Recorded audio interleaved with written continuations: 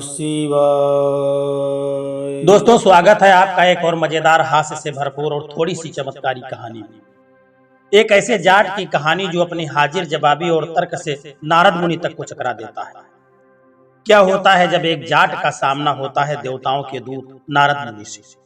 कैसे उसकी पत्नी की सेवा भावना पलट देती है किस्मत की किताब, और क्या सच में नसीब से बड़ी होती है किसी साधु की तपस्या। जवाब जानने के लिए बने रहिए हमारे साथ अंत तक, क्योंकि ये कहानी आपको हंसी भी देगी, सोचने पर मजबूर भी करेगी और अंत में एक सुंदर संदेश भी दे करके जाएगी।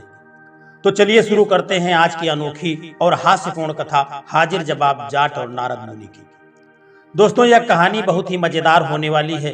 कहानी को अंत तक जरूर देखना, क्योंकि मुझे पूरा विश्वास है कि यह कहानी आपको जरूर पसंद आएगी। दोस्तों, किसी गांव में एक जाट जाटनी रहा करते थे। दोनों के पास खूब अच्छी खासी जमीन जायदाद थी, अन्न धन के भंडार भरे हुए थे, रुपए पैसे की कोई कमी नहीं थी। कमी थी तो सिर्फ एक संतान की। उन दोनों को कोई संतान नहीं थी। जाट की पत्नी जो थी वेदवती, वह बहुत ही धार्मिक प्रवृत्ति की औरत थी। वह नियम से पूजा पाठ करती। यदि कोई भी राहगीर उसके घर से आगे से गुजरता तो उसे खाना पानी खिला करके वह भेजा करती थी।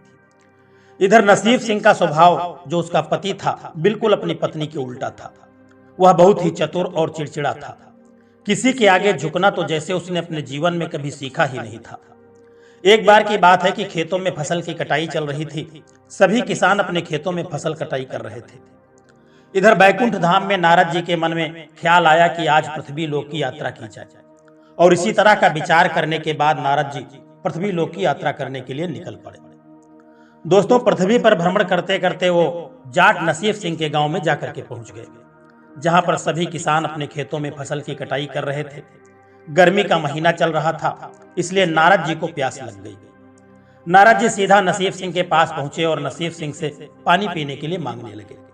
नसीब सिंह ने पीछे जब नजर घुमा करके देखा तो उसे लगा कि कोई नौटंकी वाला आया है, और कपड़े तो देखो बिल्कुल नारद मुनि के जैसे पहने हैं। नारद मुनि संस्कृत भाषा में उनसे पानी मांग रहे थे, पर नसीब सिंह को तो जैसे कुछ समझ ही नहीं आया। चिलचिलाती धूप में गेहूं काट रहा था, और इसी कारण से उसे गुस्सा भी बहुत आ रहा था। इसलिए वह झिड़क करके कहने लगा कि गांव के कुएं और नदी का पानी सूख गया है, जो क्या खेतों में पानी मांगने के लिए चला आया है। मटके में पानी भर करके लाया था, थोड़ा सा ही बचा है, तुम्हें पिला दूंगा तो मैं क्या पीऊंगा। वेदवती नसीब सिंह से थोड़ी ही दूरी पर बैठी फसल काट रही थी। उसने जब सुना और देखा कि कोई नारद मुनि की वेशभूषा में आदमी पानी मांग रहा है, तो बेचारी दौड़ करके आई और आते ही उनके पैरों में गिर पड़ी और प्रणाम करके कहने लगी कि प्रभु, आपको पानी में पिलाती हूँ। और इतना कह करके घड़ा अपने हाथ में लेकर के आई और नारद जी को पानी पिलाने लगी। फिर उन्हें अपने घर जाकर के ले गई, आसन बिछा करके बिठाया, भोजन करवाया और उनके हाथ पैर धुलवाए। दोस्तों, इधर पीछे से नसीब सिंह भी अपने घर में आ गया। नसीब सिंह ने देखा कि उनकी जो पत्नी है, नारद मुनि के वेश में आए हुए व्यक्ति को बड़े प्यार से खाना खिला रही है। वह अपने मन में हंसते हुए कहने लगा कि देखो कितनी बावली औरत है। फोटो में भी अगर भगवान की तस्वीर देख ले तो हाथ जोड़ करके खड़ी हो जाती है। आज तो साक्षात यह बहुरूपिया नारद मुनि का भेष बना करके आया है। अब तो पता नहीं इसके लिए कढ़ाई ही चढ़ा देगी और पकवान बना करके खिलाएगी। इधर जब नारद जी खाना खा करके तृप्त हुए तो बड़े खुश हुए। वेदवती से कहने लगे कि तुम्हारी सेवा से मैं बहुत प्रसन्न हूँ, बताओ तुम्हें मुझसे क्या चाहिए। वेदवती कहने लगी कि प्रभु, आपकी कृपा से हमारे पास किसी चीज की कमी नहीं है। अन्न धन के भंडार सब भरे पड़े हैं, कहीं किसी चीज की कोई दिक्कत नहीं है। बस कमी तो सिर्फ एक है कि हमारे संतान नहीं है। अगर आपके बस में हो तो मुझे एक पुत्र रत्न की प्राप्ति हो जाए, ऐसा आशीर्वाद दीजिए। नारद जी ने कहा कि मैं अभी भगवान विष्णु से पूछ करके बताता हूं कि तुम्हें संतान प्राप्ति होगी कि नहीं। नारद जी ने अपनी आंखें बंद की और ध्यान लगाया भगवान श्री हरि के चरणों में और कहने लगे कि प्रभु, इस जाटनी ने मेरी बड़ी सेवा की है और बदले में मैं इसको कुछ देना चाहता हूं। तो इसने मुझसे संतान मांग लिया है, अब आप इनको एक सुंदर पुत्र रत्न दे दीजिए। नारद जी की बात को सुन करके भगवान विष्णु कहने लगे कि हे नारद मुनि, इन दोनों के नसीब में संतान का सुख है ही नहीं, तो संतान कहां से दे दूं। बस तुम अब वहां से किसी तरह से निकल आओ, और इनके नसीब में संतान नहीं है। अब नारद मुनि ने जब आंखें खोली और जाटनी को अपनी तरफ देखते हुए पाया तो बेचारी बड़ी आस में नारद मुनि की तरफ देख रही थी। नारद मुनि को उस पर दया आ गई कि बेचारी बड़े ध्यान से मुझे और बड़ी उम्मीद के साथ देख रही थी। लेकिन अब नारद मुनि बेचारे क्या करते। उन्होंने कहा कि देखो पुत्री, तुम्हारे नसीब में संतान का सुख है नहीं, सो मैं तुम्हें यह वरदान नहीं दे सकता, मुझे क्षमा करना। जाट की जो पत्नी थी वेदवती कहने लगी कि कोई बात नहीं है प्रभु, जब मेरे नसीब में संतान का सुख है ही नहीं तो मुझे संतान कैसे मिल सकती है। अब जाट भी चारपाई पर पड़ा यह सब कुछ सुन रहा था और इतना सुनते ही उठ करके बैठ गया और हाथ में लाठी उठा करके कहने लगा, मैं तो तुमसे पहले ही कह रहा था यह कोई बहुरूपिया है। अब तू मेरी एक बात कान खोल करके सुन ले, मेरे हाथ में सोटा है, भाग जा, नहीं तो मेरी लंगोटी खींच लूंगा तुम्हारी।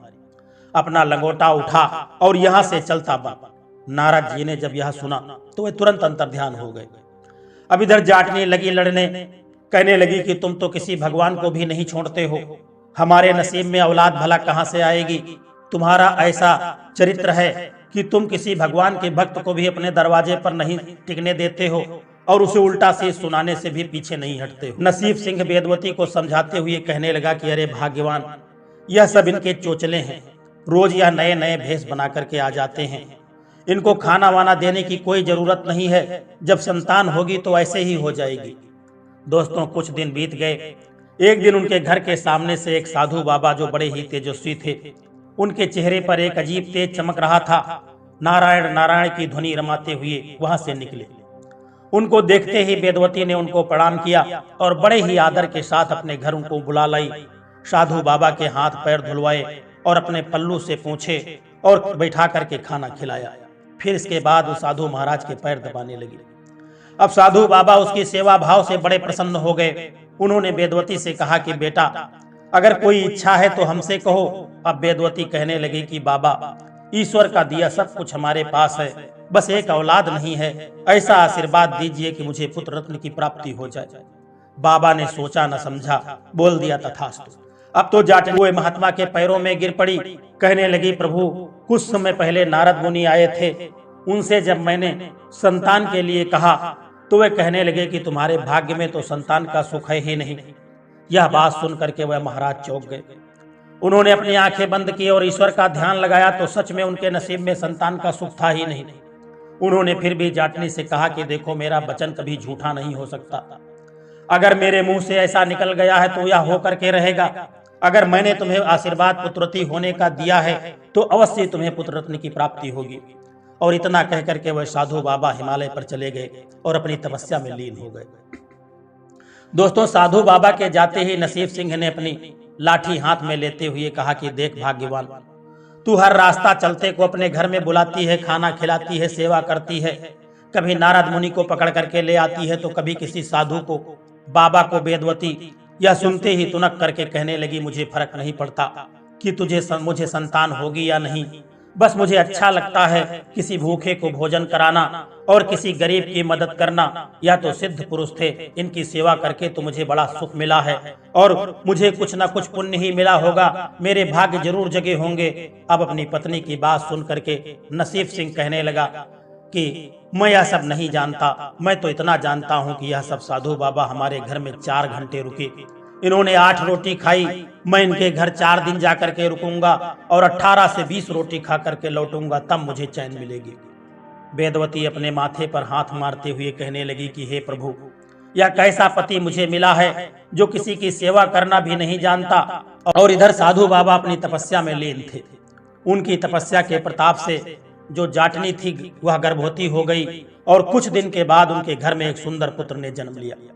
नसीब सिंह की तो अब खुशी का कोई ठिकाना ही नहीं था। मन ही मन उन्होंने उन साधु बाबा से माफी मांगी। वेदवती के सामने तो मांग नहीं पाए माफी, यदि वह वेदवती के सामने साधु से माफी मांगते तो उनकी शान में कमी आ जाती। जाट जो ठहरा, जान जाए पर शान न जाए। इधर नारद मुनि जी के मन में एक बार फिर से विचार आया कि बहुत दिन हो गए पृथ्वी लोक पर घूमने के लिए नहीं गए हैं, क्यों न एक बार फिर से पृथ्वी लोक का भ्रमण कर लिया जाए। यही विचार करके नारद मुनि पृथ्वी लोक पर जाकर के पहुंच गए और घूमते घूमते वह उसी गांव में जहां वह जाट रहता था वहीं जाकर के पहुंच गए। सो उन्हें उस जाटनी की याद आ गई। उसने पिछली बार भी उनकी बड़ी सेवा की थी और नारद जी उसी सेवा भाव के चक्कर में जाकर के उस जाटनी के घर पहुंच गए। उनके आंगन में नारद जी जब पहुंचे तो देखा एक बालक खेल रहा था। उस बालक को खेलते हुए देख करके नारद जी बड़े आश्चर्यचकित हो गए और जोर जोर से नारायण नारायण का राग अलापने लगे। नारद जी की आवाज सुन करके वेदवती अंदर से दौड़ी हुई आई और नारद जी को प्रणाम करके चारपाई पर बिठा दिया। जाट ने भी घर में पैर रखा। नारद मुनि के सामने चारपाई पर बैठा देखते ही उसका खून खौल गया। वह जोर से बोला, तो फिर से आ गया बहुरूपिया, और तू तो कह करके गया था कि तेरे नसीब में पुत्र का सुख है ही नहीं। यह देख मेरा बेटा 6 साल का हो गया है। नारद मुनि ने जब यह सुना तो बहुत परेशान हो गए और सोचने लगे कि हे कृष्ण माधव, हे मुरारी, तुमने तो मेरे साथ छल कर दिया। इधर जाट ने अपना लठ संभालते हुए कहा कि भाग जा, नहीं तो मैं फिर से तेरा लंगोटा खोल करके रख लूंगा। बेचारे नारद जी ने जब यह सुना तो वह उसी समय अंतर्ध्यान हो गए। वेदवती गुस्सा होते हुए कहने लगी, आपने तो हद कर दी। कोई भी घर आए हुए मेहमान की ऐसे बेइज्जती करता है क्या? तो जाट कहने लगा कि देखो भाग्यवान, अगर यह बहुरूपिया नहीं होता, सचमुच नारद हैं, तो यह मुझे अच्छा नहीं लगता। अगर जो नारद भी है तब भी यह नंबर 1 का चुगलखोर इंसान है। वेदवती बेचारी अपना सर पकड़ करके बैठ गई। कहने लगी कि हे प्रभु, कैसा पति मुझे दिया है, यह तो देवी देवताओं को भी इज्जत नहीं करता। इधर नारद मुनि अंतर्ध्यान होकर के सीधे श्री विष्णु हरि के पास जाकर के पहुंचे और बोले कि अच्छा प्रभु, मुझसे ही खेला कर दिया आपने। तो मैंने सुना था कि तुम छलिया हो, पर आज तो मैंने आपका छल देख भी लिया। आपने तो मुझसे कहा था कि इस जाट के भाग्य में संतान का सुख है ही नहीं। तो उन ऋषि में ऐसी क्या शक्ति थी कि जो उनके आशीर्वाद से उन जाट जाटनी को पुत्र रत्न की प्राप्ति हो गई, जिनके नसीब में औलाद का सुख था ही नहीं। नारद मुनि जी जब यह सुना तो सीधा हिमालय पर्वत पर पहुंचे। उन्होंने देखा कि एक ऋषि मलंग हुए तपस्या में लीन थे और उनकी बड़ी बड़ी जटाओं पर बर्फ जम गई थी। चारों तरफ लंबी लंबी झाड़ियां उग गई थी। उन पर किसी बात का कोई फर्क नहीं पड़ रहा था। यह सब देख करके देवर्षि उल्टे पैर भगवान विष्णु के पास जाकर के पहुंच गए और उन्हें सारी व्यथा बता दी। प्रभु श्री हरि मुस्कुराते हुए नारद जी से कहने लगे कि नारद जी, क्या आप अभी भी नहीं समझे? नारद जी सिर खुजलाने लगे तो भगवान विष्णु कहने लगे कि भगत के बस में भगवान होते हैं, न कि भगवान के बस में भगत। अब देखो, जाटनी ने अपनी सेवा भाव से ऋषि को अपने बस में कर लिया और ऋषि मुनि की घोर तपस्या से मैं उनके बस में हो गया, और इसी को भक्ति की शक्ति कहते हैं। नारद जी ने जब यह बात सुनी तो तिरछी नजर से भगवान की तरफ देखा। भगवान श्री हरि ने चुटकी लेते हुए नारद जी से कहा कि देखो नारद जी, भक्त तो तुम भी बहुत पहुंचे हुए हो, पर जाट की बात कोई गलत नहीं है। तुम चुगलियां तो करते ही हो, और रही बात जाट की, तो जाट भी अपने आप में एक अनोखा इंसान है। जो उसके मन में आ जाए वह वही करता है। यदि वह किसी पर खुश हो जाए तो उसकी बड़ी सेवा करता है, बड़ा सम्मान करता है, और यदि किसी पर वह क्रोधित हो जाए तो उसे बैठने के लिए चारपाई भी नहीं देता है। यह सब सुनकर के नारद जी अपना सामूह लेकर के रह गए। अब तो उन्हें माननी पड़ी कि जाट विद्या के सामने उनकी नारद विद्या भी फेल हो गई। तो दोस्तों, कैसी लगी आपको जाट और उनकी पत्नी धर्मपत्नी वेदवती की चमत्कारी कहानी, जहां एक तरफ था जाट का हाजिर जवाब अंदाज और वहीं दूसरी तरफ थी वेदवती की निस्वार्थ सेवा भावना, जिसने असंभव को भी संभव करके दिखा दिया।